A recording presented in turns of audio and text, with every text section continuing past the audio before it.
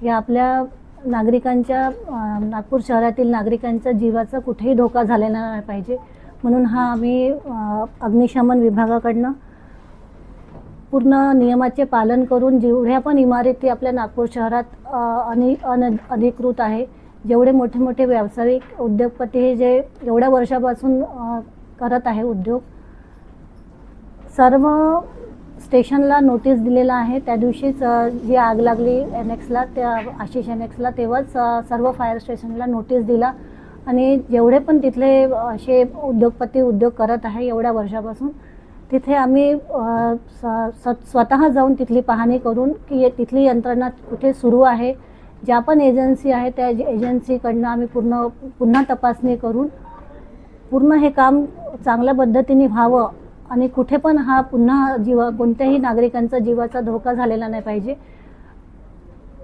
आणि ही जे अशा मॉलमध्ये जशी आग लागली ही पुन्हा झालेलं नाही पाहिजे, ह्या माझ्या कार्यकर्त्यात हे होऊ नये म्हणून मी हे पाऊल उचलणार आहे।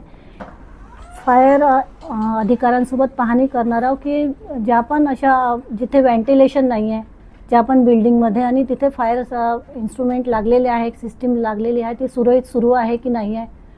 जिथे नाही लागले आहे त्याच्यावर आम्ही आमच्या नियमामध्ये जी कारवाई होईल ती कारवाई आम्ही करणार आहोत।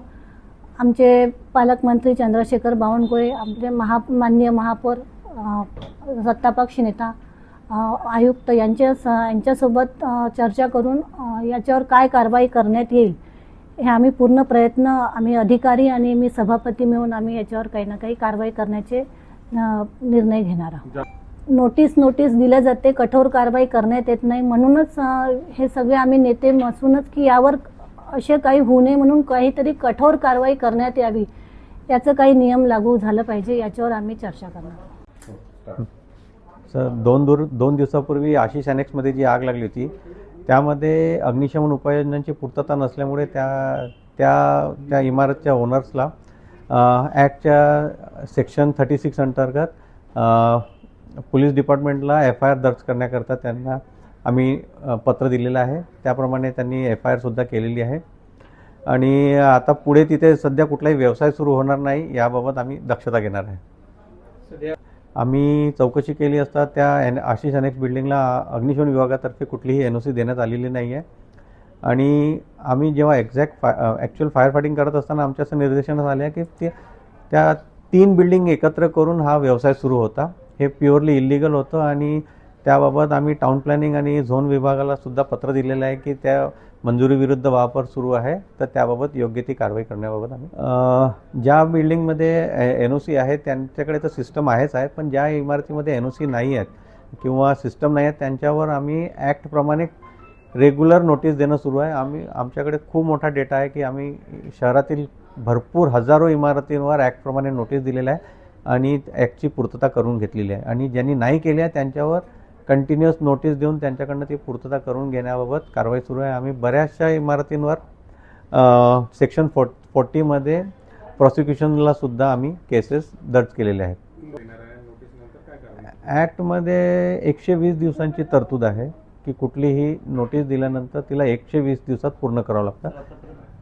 हजारो बिल्डिंगवर आम्ही कारवाई केलेल्या आहेत, तर मी तुम्हाला त्याचा एक्झॅक्ट डेटा देऊन देईल, पण आणि नोटीस दिल्यानंतर त्यांना थोडा वेळ लागतो कुठलीही गोष्ट पूर्ण करण्याकरता, म्हणून 120 दिवसांचा पिरियड असतो। तर आम्ही इनिशियल स्टेजमध्ये त्यांना 30 दिवसाची वेळ देतो। 7 दिवसात उपाययोजना हाती घेऊन 30 दिवसाच्या आतमध्ये आम्हाला इंटिमेट करावं लागतं की आम्ही सिस्टमची पूर्तता केली आहे की नाही ते कळवावं लागतं। जर ती नाही केली असेल तर मग आम्हाला लाईट पाणी कट करणे, पोलीस विभागामार्फत इमारतीतून दूर निघून जायला, इमारत डेंजर डिक्लेअर करणे, सेक्शन 36 आहे, सेक्शन 40 मध्ये आम्ही प्रॉसिक्युशनला सुद्धा टाकतो।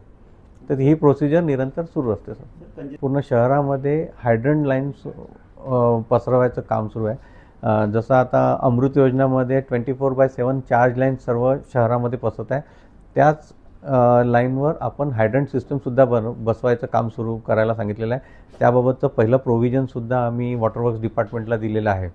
पैशाचं 55 लाखाचं प्रोव्हिजन आम्ही दिलेलं आहे आणि जेणेकरून कुठली म्हणजे असं कंजेस्टेड लेनमध्ये काही अशी आगीची घटना घडली तर त्या इमिडिएट त्या हायड्रंट पॉईंटवरून आपल्याला मुबलक प्रमाणात पाणीसाठा मिळू शकेल। टाउन प्लॅनिंगच्या UDCPR प्रमाणे कुठल्याही बिल्डिंगला मंजुरी देण्यापूर्वी अग्निशमन विभागाची नाहरकत प्रमाणपत्र ही घेण्याची जबाबदारी टाउन प्लॅनिंगची डिपार्टमेंटची आहे. त्याप्रमाणे कुठलाही नकाशे मंजूर करण्यापूर्वी टाउन प्लॅनिंगकडनं आमच्याकडे प्लान्स येतात. आम्ही ते प्लान्स जेव्हा आमच्याकडे येतात तेव्हा आम्ही ते कन्सर्न कोणता एरिया आहे त्या एरियाच्या स्टेशन ऑफिसर्सला, फायर स्टेशनच्या स्टेशन ऑफिसरला ते मार्क करतो. ते प्रॉपर स्पॉट व्हिजिट करतात, इन्स्पेक्शन रिपोर्ट जनरेट करतात, मग माझ्याकडे येतात आणि मग त्या बेसवर आम्ही नकाशावर सगळ्या ॲक्टप्रमाणे सगळ्या बाबींची पूर्तता झाली असेल तर आम्ही त्याला NOC इश्यू करतो. आणि ही झोनला आणि आमचा डायरेक्ट संपर्क येत नाही. ते टाउन प्लॅनिंग डिपार्टमेंटनी त्यांना कारण झोनला पण जे इंजिनियर्स आहेत त्यांनासुद्धा माहिती होण्याकरता टाउन प्लॅनिंग डिपार्टमेंटनी त्यांच्याकडे एक प्रतसुद्धा देण्यात यावी असं मला वाटते. त्याचं व्हेरिफिकेशन करत